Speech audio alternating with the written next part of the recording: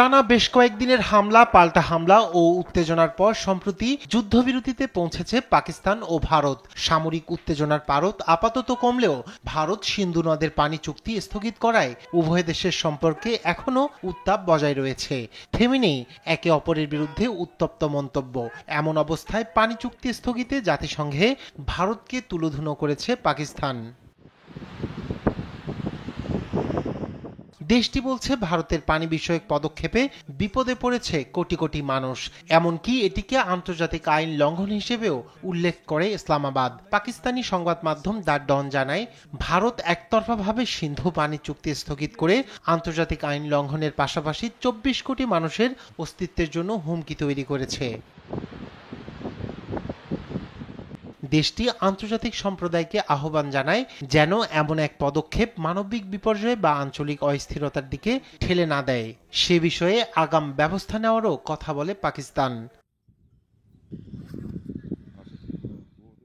এদিকে অপারেশন সিঁদুর নিয়ে আবারও বার্তা দিয়েছেন ভারতের প্রধানমন্ত্রী নরেন্দ্র মোদী।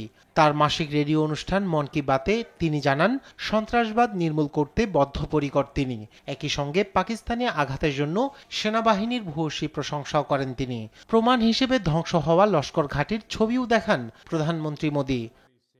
আজ সমগ্র দেশ সন্ত্রাসবাদের বিরুদ্ধে ঐক্যবদ্ধ এবং দৃঢ় প্রতিজ্ঞ। অপারেশন সিঁদুর শুধুমাত্র একটি সামরিক অভিযান নয়, এটি ভারতের সংকল্প, সাহস এবং নবজাগরণের প্রতীক। এই অভিযানে ভারতীয় সেনাবাহিনীর অসামান্য বীরত্ব গোটা দেশবাসীকে গর্বিত করেছে। যে দক্ষতায় নির্ভুলভাবে ভারতীয় সেনা জঙ্গি ঘাঁটি ধ্বংস করে দিয়েছে সেটা অকল্পনীয়। এই অপারেশন সিঁদুর সন্ত্রাসবাদের বিরুদ্ধে লড়াইয়ে নতুন উৎসাহ এবং সাহস যোগাবে ভারতকে। এদিকে বার্ষিক হুমকি মূল্যায়ন প্রতিবেদন 2025 প্রকাশ করেছে মার্কিন গোয়েন্দা সংস্থা। পাকিস্তান ভারতকে অস্তিত্বের হুমকি হিসেবে দেখে বলে মার্কিন হুমকি মূল্যায়ন প্রতিবেদনে উঠে আসে এ তথ্য। রায়হান কবির শুভ্র, নিউজ ডেস্ক, দেশ টিভি।